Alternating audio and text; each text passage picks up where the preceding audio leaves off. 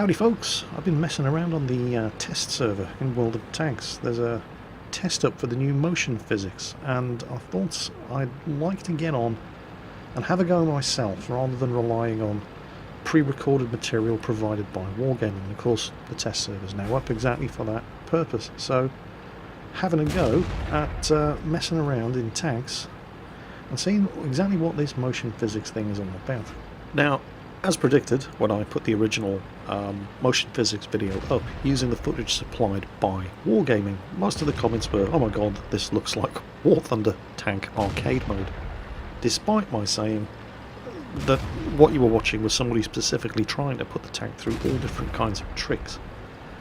You certainly can do some very interesting stuff with the tanks with the new motion physics. Have a look at this wrecked MS-1 for example. It's a heck of a lot easier to push a wreck of a tank around if you've got the right amount of weight and power and and flip it over completely. I don't know if you guys can remember as far back as before physics was introduced, but you just could not move the wreck of a tank at all. On a map like Lakeville, for example, if a tank had died sideways on along that road running up the side of the lake, it was blocked. You couldn't get around it. Obviously the introduction of physics changed that to a degree. Certainly if you have enough weight and power behind your tank, you are able to shoulder the wreck of a tank away, but it seems like it's going to be a lot easier to do it now under the right circumstances with the new motion physics. Now, what you're not seeing me do at the moment is specifically try to get the tank to do the kind of tricks that you saw them doing in the stock video footage provided by Wargaming, and I'm doing this specifically to try to lay to rest the fears of the people that think World of Tanks is turning into War Thunder tank arcade battles. That's just not the case. I'm driving the tank normally. I'm not using the handbrake. And because I'm driving the tank normally, I'm not using the handbrake, I'm not trying to swing the back end out, I'm not trying to do a power drift in the tank. It is handling pretty much exactly the way I'm used to the tank performing on the live server, but with one subtle difference. It's little things like that. The way the weight of the vehicle shifted to the front as the tracks were blown off, the way the back end rose up as all that inertia shifted the weight of the vehicle onto the front suspension, causing the front suspension to sink when the tank was brought to a sudden halt like that. And the same is true when you do it, well, through choice, as well as getting your tracks blown off.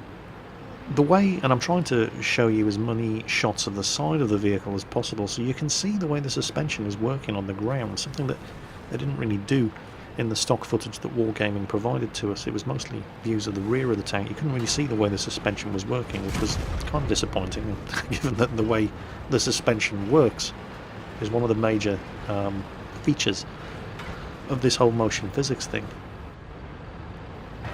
Keep an eye on the actual suspension of this T62. After I finish pushing this AMX 1390 off the hill and then slide sideways down, watch the way the suspension takes the weight of the tank as I drive into this dry riverbed. Now, you see that?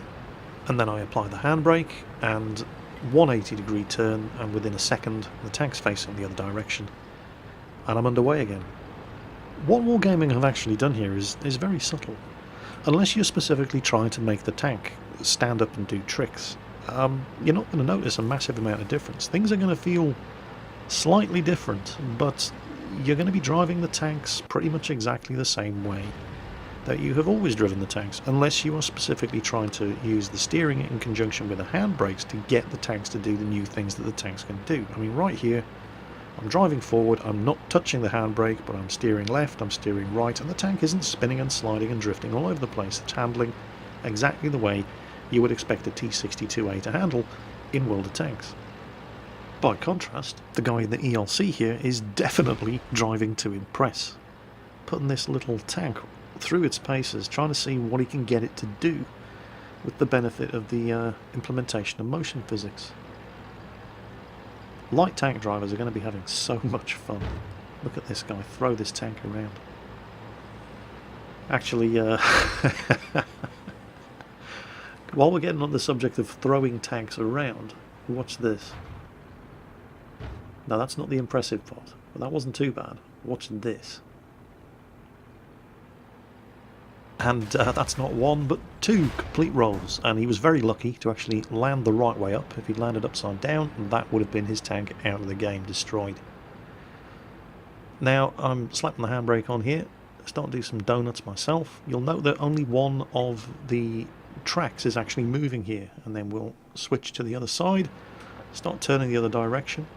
See the way the dust and sand is only being kicked up by one set of moving tracks.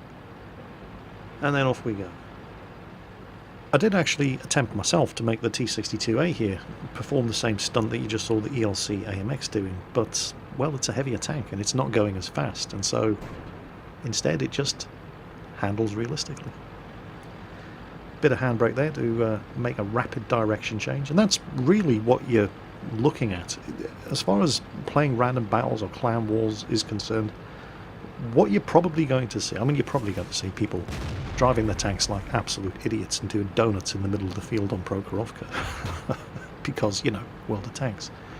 But, well, what's the point of motion physics? What value does it add to the game? And aside from making things look and feel a little bit more realistic, what it's actually doing is it's not about turning the game into a world of rally cars. It's not about Tokyo Drift tanks. You can do that.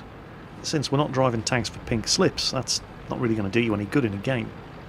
What you can use these new motion physics for, however, is to effect some rapid and violent changes of direction using the steering and the handbrakes in order to get the front end of this tank pointed in the direction of the threat in the shortest possible time imaginable.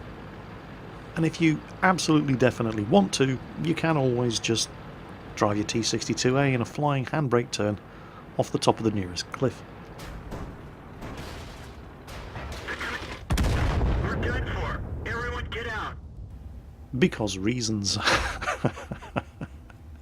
Anyway, I hope this video has at least gone some way towards laying to rest the fears of quite a number of people that saw my first video on motion physics using the stock footage provided by Wargaming and thought that World of Tanks was turning into War Thunder arcade tank battles on ice. That is definitely not the case, unless you choose to drive your tank in that way. It's about giving you more options. As always, folks, take care, and I'll catch you next time.